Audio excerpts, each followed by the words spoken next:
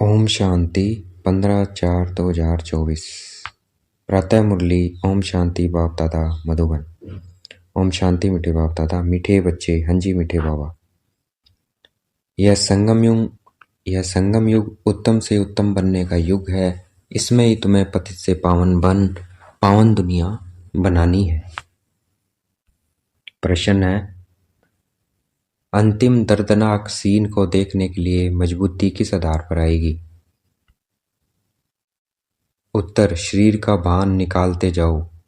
अंतिम सीन बहुत कड़ी है। बाप बच्चों को मजबूत बनाने के लिए अशरीरी बनने का इशारा देते हैं।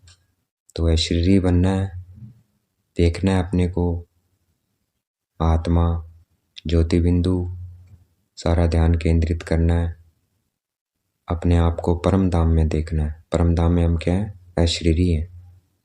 तो वैसी अवस्था में लेके आनी है। तो देखना है अपने को, मैं आत्मा पॉइंट ऑफ लाइट परम धाम में शिव बाबा के साथ। बाप बच्चों को मजबूत बनाने के लिए अशरीरी बनने का इशारा देते हैं। जैसे बाप इस शरीर से अलग हो तुम्हें सिखलाते हैं। जैसे शिव बाबा कैसे हैं? शरीर से अलग हो हमें सिखलाते हैं। शरीर से अलग हो तुम्हें सिखलाते हैं। ऐसे तुम बच्चे भी अपने को शरीर से अलग समझो। शिव बाबा भी क्या है? अपने को शरीर से अलग समझकर हमें सिखलाते हैं। वैसे हमें भी शरीर से अलग होना है, समझना है अपने को कि मैं आत्मा अलग हूँ और ये शरीर अलग है। जैसे शिव बाबा सिर्फ हमें सिखलाने के लिए शरीर का आधार लेते हैं, वैसे हमें भी कर्म करना है तो आधार लेना है, उसके बाद अलग हो जाना है शरीर से, अपने को आत्मा समझना है। अशरीरी बनने का अभ्यास करो, बुद्धि में रहे कि अब घर जाना है। तो परम धाम को याद करना है क्योंकि वहाँ हम अशरीरी हैं। ओम शांति। मीठे मीठे रूहानी बच्चे हैं तो जिस्म के साथ, बाप भी अभी जिस्म के साथ है। हम जिस्म के साथ हैं तो बाबा भी क्या है? ब्रह्मा बाबा के जिस्म में है, तो अभी जिस्म के साथ है। इस घोड़े व गाड़ी पर सवार है, अर्थात ब्रह्मा बाबा का शरीर लिया हुआ है। और बच्चों को क्या सिखलाते हैं? जीते जी मरना कैसे होता है। जीते जी कैसे होता है? अपने को आत्मा समझने से। तो अपने को आत्मा समझना है, ये है जीते जी मरना। और कोई सिखला न सके सिवाय बाप के। ये बात और कोई नहीं सिखला सकता है। बाप का परिचय सब बच्चों को मिला है। वह ज्ञान सागर पतित पावन है। ज्ञान से ही तुम पतित से पावन बनते हो। ज्ञान से ही क्या है? पतित से पावन बनते हैं और पावन दुनिया भी बनानी है। पावन भी बनना और पावन दुनिया भी बनानी है। इस पतित दुनिया का ड्रामा प्लान अनुसार विनाश होना है। सिर्फ जो बाप को पहचानते हैं और ब्राह्मण भी बनते हैं वही फिर पावन दुनिया में आकर राज्य करेंगे। तो ड्रामा अनुसार इसका विनाश होना है। और जो बाबा को पहचानते हैं और ब्राह्मण भी बनते हैं, पहचाना और ब्राह्मण भी बने, बाबा के बच्चे बने, वही फिर पावन दुनिया में आकर राज्य करते हैं। पवित्र बनने के लिए ब्राह्मण भी जरूर बनना है। यह संगम युग है ही पुरुषोत्तम अर्थात उत्तम से उत्तम पुरुष बनने का युग। तो इसमें हमें, ये संगम युग है ही उत्तम से उत्तम युग बनने का, तो हमें इस युग में पवित्र जरूर बनना है। कहेंगे उत्तम तो बहुत साधु संत महात्मा वजीर अमीर प्रेसिडेंट आदि हैं, परंतु नहीं, वो उत्तम नहीं है।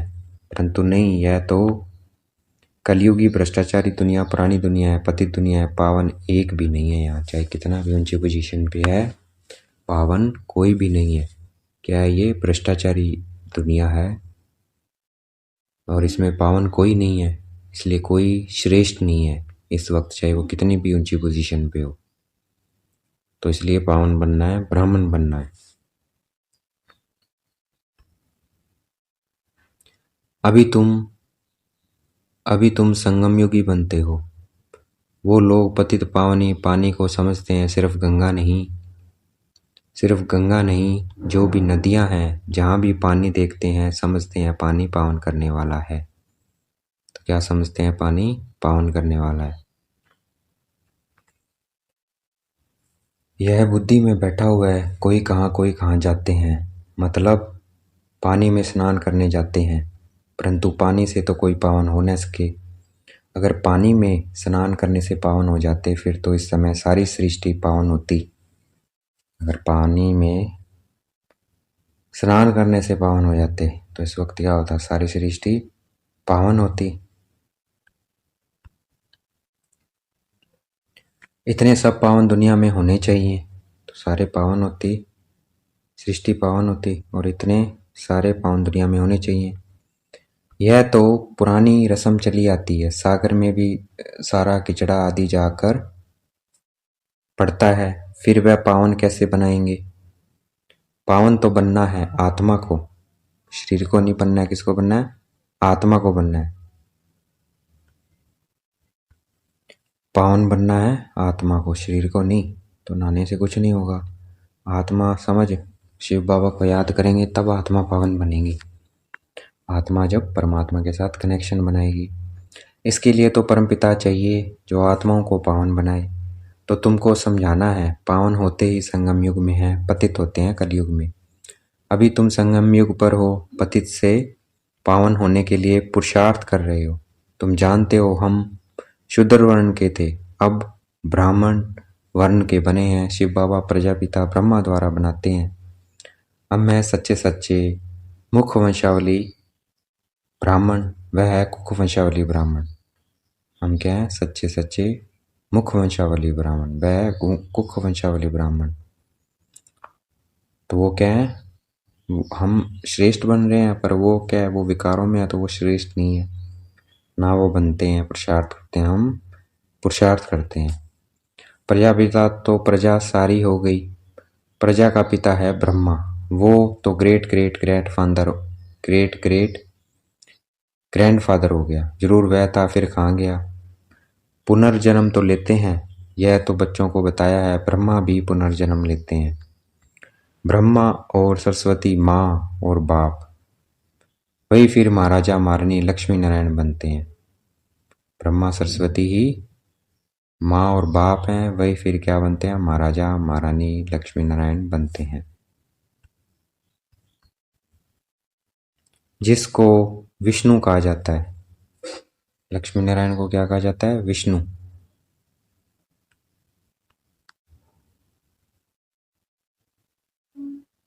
वही फिर 84 जन्मों के बाद आकर ब्रह्मा सरस्वती बनते हैं। यह राज तो समझाया है, कहते भी हैं। जगत अम्बा तो सारे जगत की माँ हो गई।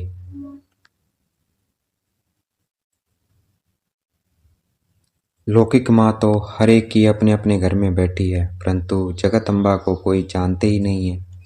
ऐसे ही अंधश्रद्धा से कह देते हैं, जगत अम्बा कह देते हैं, अम्बा भी बोलते हैं, लेकिन समझते नहीं है कैसे है वो अम्मा। जानते कोई को भी नहीं। जिसकी पूजा करते हैं उनके ऑक्यूपेशन को नहीं जानते। अभी तुम बच्चे जानते हो, रचयिता है ऊंचे ते ऊंच, ऊंचे ते ऊंच। यह उल्टा झाड़ है, इनका बीज रूप ऊपर में है। बाप को ऊपर से नीचे आना पड़े तुमको पावन बनाने, बाप को नीचे आना पड़े तुमको पावन बनाने। तुम बच्चे जानते हो बाबा आया हुआ है हमको इस सृष्टि के आदि मध्य अंत का ज्ञान देकर फिर उस नई सृष्टि का चक्रवर्ती राजा रानी बनाते हैं। इस चक्कर के राज को दुनिया में तुम्हारे सिवाय और कोई नहीं जानते हैं। बाप कहते हैं फिर 5000 वर्ष बाद आकर तुमको सुनाऊंगा। ये ड्रामा बना बनाया है। ड्रामा के क्रिएटर, डायरेक्टर, मुख्य एक्टर्स और ड्रामा के आदि मध्यांत को न जानने तो उनको बेअकल कहेंगे। किसको बेअकल कहेंगे, जो क्रिएटर को नहीं जानता, डायरेक्टर को नहीं जानता, मुख्य एक्टर्स को नहीं जानता, ड्रामा के आदि अंत को नहीं जानता, उनको क्या कहेंगे, बेअकल कहेंगे।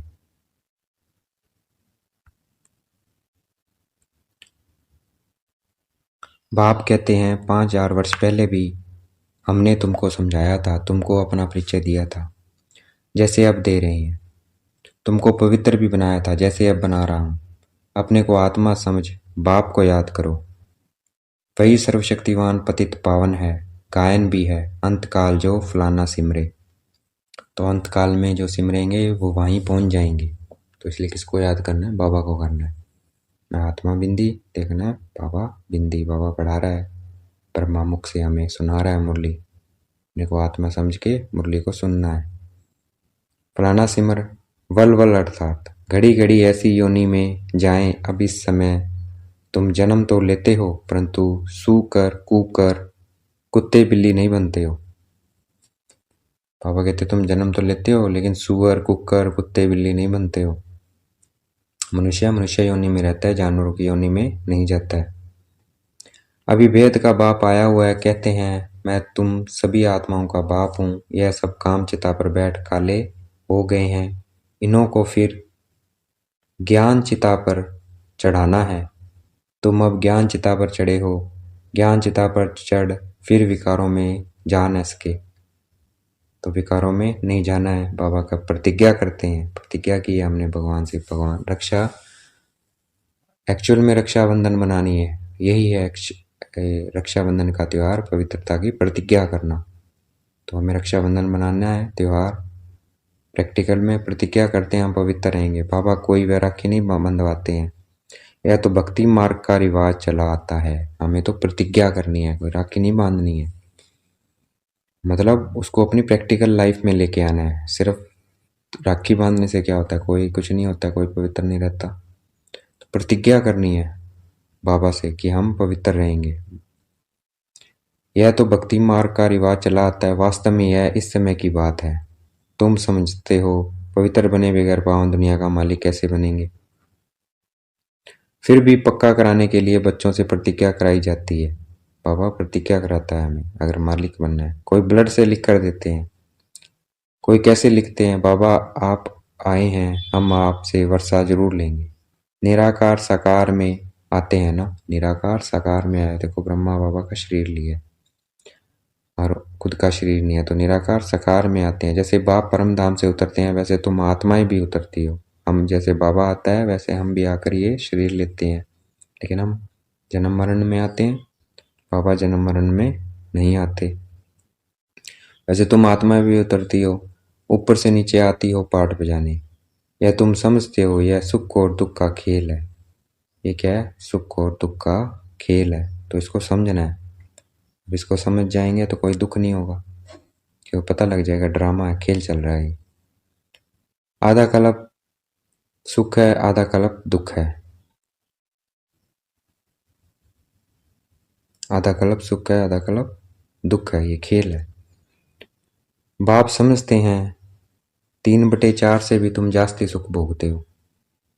और जो सुख में आते हैं, सतयुग में आते हैं, वो कितना सुख भोगते हैं? 3/4। तो कितना फायदा है। तो हमें पुरुषार्थ करना चाहिए अगर सुख लेना है, तो ज़्यादा सुख चाहिए तो 84 जन्मों में।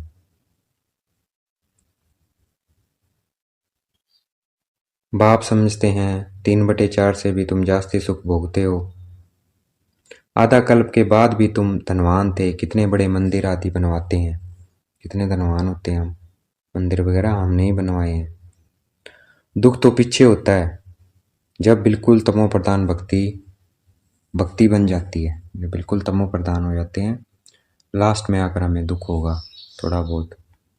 बाप ने समझाया है तुम पहले पहले अव्यभिचारी भक्त थे, एक ही भक्ति करते थे शिव बाबा की, सिर्फ एक ही भक्ति करते थे। जो बाप तुमको देवता बनाते हैं, सुखधाम ले जाते हैं, उनकी ही तुम पूजा करते थे। किसके करते थे? शिव बाबा की।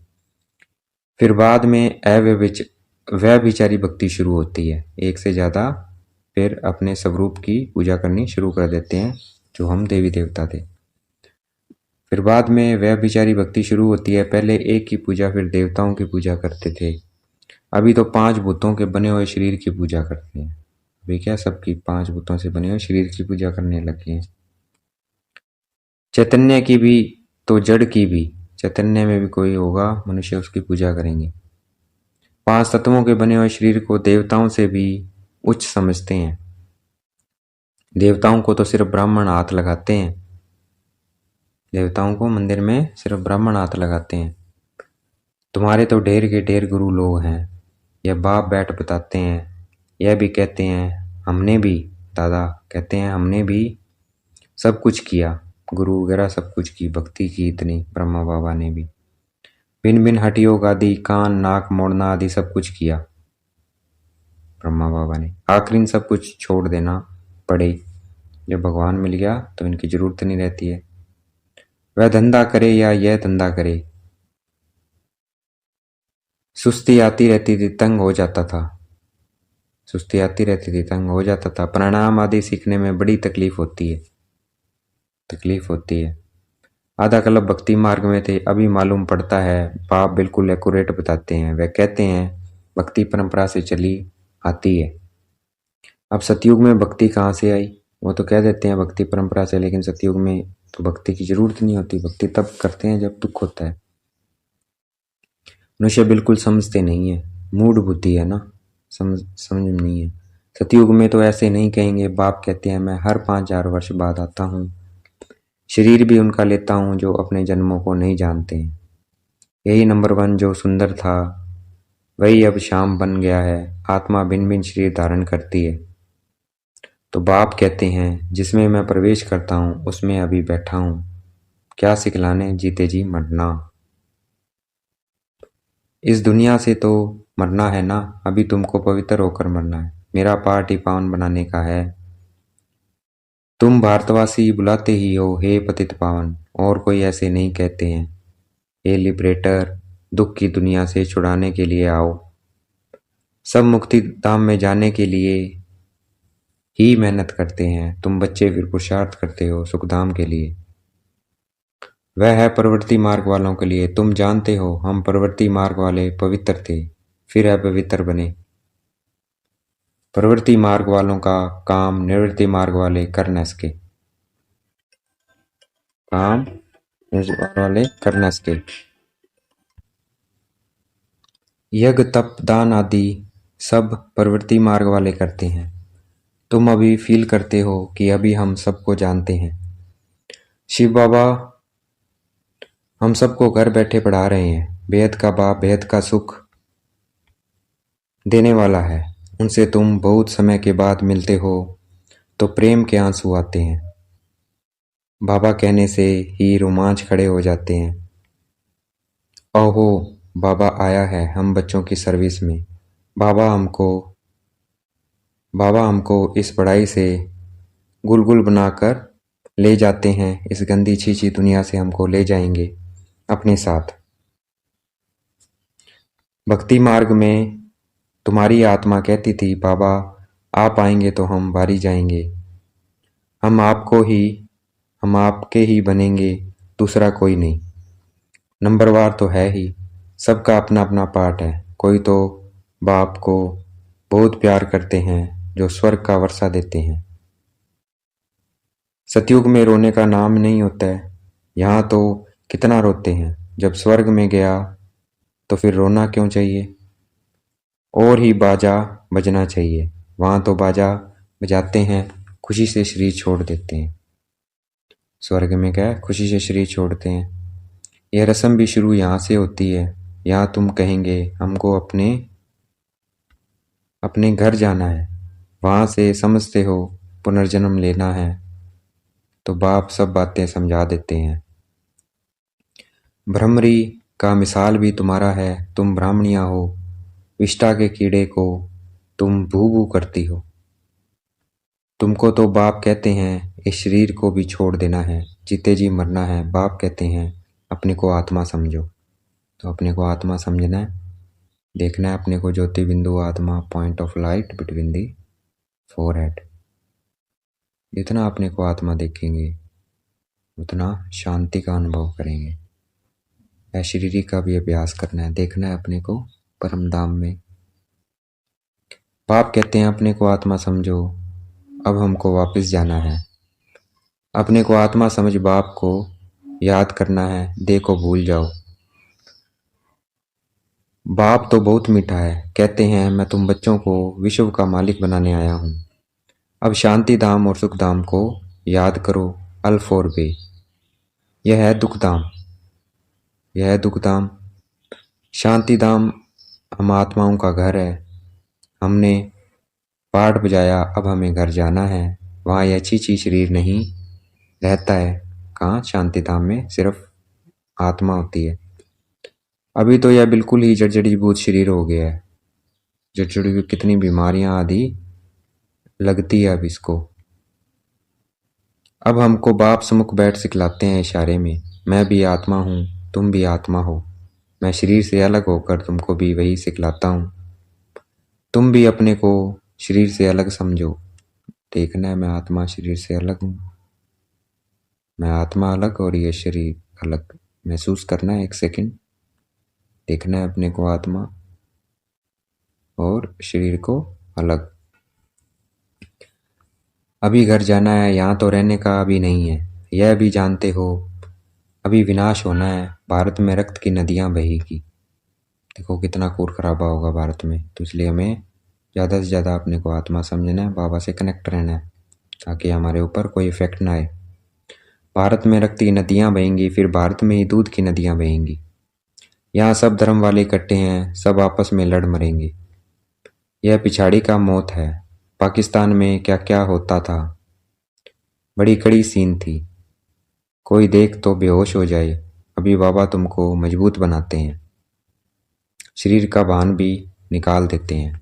तो शरीर का भान निकालना है, जितना निकालेंगे उतना मजबूत बनते जाएंगे। देखना है अपने को पॉइंट ऑफ लाइट, बाबा को देखना है।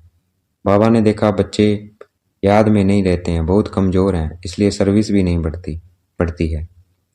घड़ी घड़ी लिखते हैं बाबा, याद भूल जाती है, बुद्धि लगती नहीं है। बाबा कहते हैं योग अक्षर छोड़ दो। विश्व की बादशाही देने वाले बाप को तुम भूल जाते हो। आगे भक्ति में बुद्धि कहीं और तरफ चली जाती थी तो अपने को चुटकी काटते थे। बाबा कहते हैं तुम आत्मा विनाशी हो, सिर्फ तुम पावन और पतित बनते हो, बाकी आत्मा कोई छोटी बड़ी नहीं होती है। अच्छा, देखेंगे बाप दादा हमें याद प्यार दे रहे हैं। मीठे मीठे से गलते बच्चों प्रति माता पिता बाप दादा का याद प्यार और गुड मॉर्निंग। रूहानी बाप की रूहानी बच्चों को नमस्ते। हम भी बाप दादा को याद प्यार देंगे। हम रूहानी बच्चों की रूहानी बाप दादा को दिलवा जान शिकवा प्रेम से बेहद याद प्यार और नमस्ते। धारणा के लिए मुख्य सार, अपने आप से बातें करो। ओहो, बाबा आया है हमारी सर्विस में, वह हमें घर बैठे पढ़ा रहे हैं। बेहद का बाबा बेहद का सुख देने वाला है, उनसे हम अभी मिले हैं। ऐसे प्यार से बाबा कहो और खुशी में प्रेम के आंसू आ जाएं, रोमांच खड़े हो जाएं। अब वापस घर जाना है, इसलिए सबसे ममतव निकाल जीते जी मरना है। इस देह को भी भूलना है, इससे अलग होने का अभ्यास करना है। अभ्यास करना है अलग होने का। आज का वरदान है, देखेंगे बाप दादा ने मस्तक पे हाथ रखा और वरदान दे रहे हैं। बीती हुई बातों व वृत्तियों को समाप्त कर संपूर्ण सफलता प्राप्त करने वाले स्वच्छ आत्मा भव। जो बीत गया है तो उन बीती बातों को समाप्त कर देना है, उनको याद नहीं करना है बार बार। जो भी हुआ बिंदी लगा देना है, बाबा को सौंप देना है। और उसके बाद क्या करना है, स्वच्छ आत्मा, मतलब बाबा को याद करेंगे तो स्वच्छ बनते जाएंगे। तो बीती हुई बातों व वृत्तियों को समाप्त कर संपूर्ण सफलता प्राप्त करने वाले स्वच्छ आत्मा भव। तभी हमें संपूर्ण सफलता मिलेगी। तो बीती बातों को भूलना है। सेवा में स्वच्छ बुद्धि, स्वच्छ वृत्ति और स्वच्छ कर्म सफलता का सहज आधार है। तो बीती बातों को याद नहीं करना है, क्योंकि बीती में बहुत गड़बड़ हुई है हमसे, बहुत बुरे काम हुए हैं, तो इसलिए उनको याद नहीं करना है। अब उनको स्टॉप करना है। वही क्या सफलता का आधार है, सहज आधार है। कोई भी सेवा का कार्य जब आरंभ करते हो तो पहले चेक करो कि बुद्धि में किसी आत्मा की बीती हुई बातों की स्मृति तो नहीं है। उसी वृत्ति दृष्टि से उनको देखना, उनसे बोलना, इससे संपूर्ण सफलता नहीं हो सकती है। इसलिए बीती हुई बातों को व वृत्तियों को समाप्त कर स्वच्छ आत्मा बनो, तभी संपूर्ण सफलता प्राप्त होगी। उनसे मिलना है, किसी भी आत्मा से मिलो तो पुरानी बातों को भूल के मिलना है, तभी क्या होगी, हमें संपूर्ण सफलता प्राप्त होगी। आज का स्लोगन है, जो सब परिवर्तन करता है विजय माला उसी के गले में पड़ती है। जो अपने को परिवर्तन करता है वो पक्का विजय बनेगा, उसे सफलता जरूर मिलेगी। तो हमें अपना परिवर्तन करना है। अच्छा, ओम शांति। शुक्रिया बेटे बाबा।